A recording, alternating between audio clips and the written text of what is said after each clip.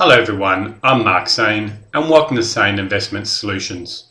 Please take a moment to pause this video and review the following disclaimer.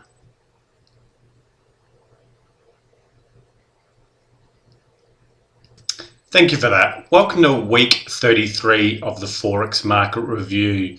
Today we're going to look at a trade we're currently in, a pending order we're looking at getting into, and a couple of trades which are coming up and some which we have now cancelled because they have moved too far in the direction we wanted to take them originally. So let's jump straight to those charts. So the first trade we're going to look at today is the Euro Yen. As we can see, it's had this nice red candle here and it's broken down to the downside. Then what we want to do is jump to our 4-hour chart and we want to look for our clear AO divergence. And that's where we see the price stepping up, but we see this AO stepping down, letting us know that it's likely that the trend may be changing. So on the 4-hour chart, we do have our higher high in price and we have our AO getting lower. And it's come back below the zero line, so we know it's clear divergence. We then jump down to the 1-hour chart and we look for our first large AOs. As we can see, here's our first large AO. So we will be looking for an entry somewhere around this pullback here. We then look for our ABC. You've got 1, 2, 3. We don't really care about this ABC or 1, 2 pattern. We really just want to see this large AO, the first large AO in the change of direction. Follow that back to the top. That's pretty much the start. We know it's the end when it comes back to the zero line. And then we look left and we find that lowest point. It's pulled back to our minimum 38.2. And so our entry probably would have been this candle around about here. And we would have had some stops somewhere up around these levels of about 100 pips or more. Now, as you can see, it's pulled down to 100 pips. Now, if you had the tight stop loss, you might have brought it to break even at this stage and you would have been stopped out for break even. But for myself, I had my stop loss a little bit more conservative up at these levels here. And I knew I couldn't make the risk to reward that I wanted to get down to the DSR zone. And if I just zoom out, we can see back on the left hand side here, we can see the DSR zone there. So if I jump back to that 1-hour chart, it's actually come right down and hit that. And now it's caused its divergence to the downside where the price has gone lower and it's gone higher on the AO. So because I saw that and it wasn't a good enough risk to reward for me, I really was waiting for it to hopefully turn and zigzag and come back up and then get me in. I'm looking at this on a 4-hour time frame. So I then just jump to the 4-hour chart and I look for that entire move from the top to the bottom. I look for the pullback of a minimum 38.2. which it has. Then I watch the 4-hour AO come back above the line. So this is the large one on the 4-hour chart. So it's pretty much exactly the same rules, but because I couldn't get my 1 to 2 on the 1-hour, I'm just using them on the higher time frame, the 4-hour, but I'm still looking for an entry on the 1-hour. And as you can see, this nice large candle here would have given me my entry. Got stops up here of about probably 100 pips, 80 to 100 pips, somewhere in there you can put your stop loss. And you look down here, you can make 140 to the bottom. So if you had a 70 pip stop loss up here, you can get your 1 for 2 down to the bottom, and that's what I'm targeting. So I'm targeting to get exit out at these bottoms, which is the daily DSR zone, for a 1 for 2 entry. The next trade I'm looking at is the EURUSD. So I've been seeing it bounced a few times and then it's just still struggling to find the support there and trying to break through it. But what I've done is I've gone down to the 4-hour chart. I've got my divergence, which is higher high in price, followed by the lower AO stepping down. and you go down to the 1 hour chart. Here's your first large AO to the downside. So there's your 3, up for 4, down for 5. You wouldn't have taken this entry here because even though it's pulled back its minimum 38.2 of this move here. So 1, 2, 3. This large candle, by the time it confirmed, was too much into the market. We now have our divergence. So you'd be looking at, on a 4-hour time frame, you would have wanted to see it pull back. If you're looking for that, you'd be looking around these levels up here. Drop down the 1 hour chart. And now we're looking for that first large AO to the downside again, which is here. So once this comes back to the 0 line, so it's very likely could do a bit of a stair-step pattern.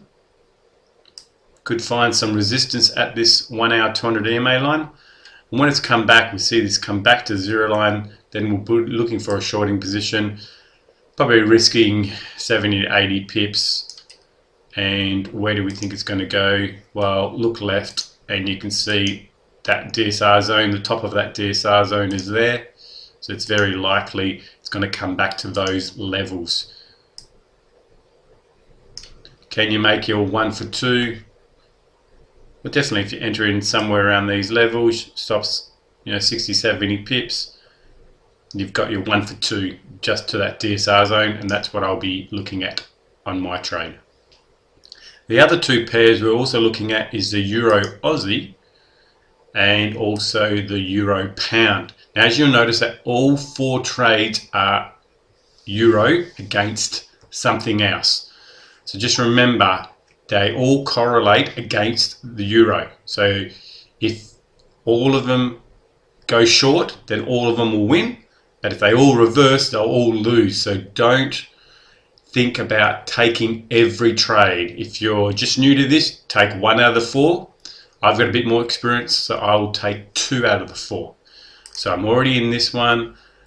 I'll be looking at getting into the Euro-USD, and I will not consider either Euro-Aussie or the Euro-Pound until I've brought one of the other two to break even or closed the trade out. I do not want to hold open more than 2 positions at any one time, but if one of them's at break even and I can't lose any money, then I can open another position. So we're still looking for a decent candle to the downside. However, we do have divergence on that 4-hour chart, the higher in price with our lower AO. So that's why we're watching this one. And the pound, again, we still probably find some resistance here, this DSR area. So we still want to see a decent candle to the downside, but we do have our divergence with our higher in price and our lower AO. So this is just 2 trades which are setting up, and it's very likely if both of these 2 trades, the Euro-Yen and the Euro-USD, deliver, then the Euro-Aussie and the Euro-Pound will be setting up to confirm. So when it's had a bit of a relief rally after delivering on the other 2, then I can close out those other 2, get into these 2, and we're still only holding 2 positions. The 2 trades I've cancelled are the Aussie USD and the Pound USD. The reason why I've cancelled those trades now is because they've come into a DSR zone area. So this is where we want to ride them down to, into this zone here. If I go back to the pound, as you can see, there's one green one right there that we're trying to ride it into. And I have a general rule that I want to see it push down, have a pullback, and then look at pushing it down to this DSR zone. Because it's already reached there without giving me the confirmation. Now we do have the divergence with higher in price and lower AO. And on the 1-hour chart, we needed to see the large AO to the downside, which you had, come back to 0 line. But unfortunately, when it came back to the 0 line here, you can see there's no way that pullback came to the minimum of 38.2. No way. So it's just a missed trade.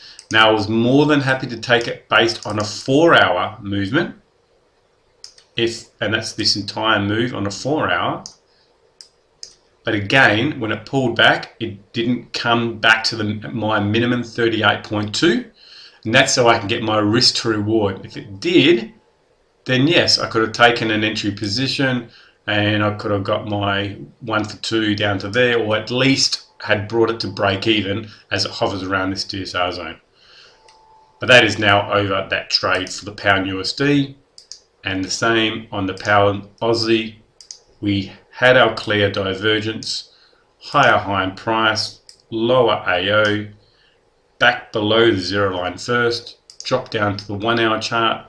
We're going to see a large AO to the downside. As you can see, as it stepped down, there is no definite large AO. They are all almost exactly the same. So I would have considered a trade based on a 4-hour pullback, but it's just come too far for me, and it's very likely it could go lower, but I'd rather take a Euro USD trade, because these three against the USD are correlating, and see where that one goes. So thank you for that. That was week 33 of the Forex market review. So as you can see, every trade I take, we just look for simple rules, a change in direction. So if it's continually going up, we look for a nice decent daily candle to the downside. Then we look for our AO divergence on the 4-hour chart. If I don't have that divergence, I don't bother entering the trade, because I found that probability wise, having that divergence makes the trades a little bit more successful. So please follow your own trading plan. Be cautious with how many trades you take which correlate. However, here at Sane Investment Solutions, we wish you all the best in your success. Take care. Bye-bye.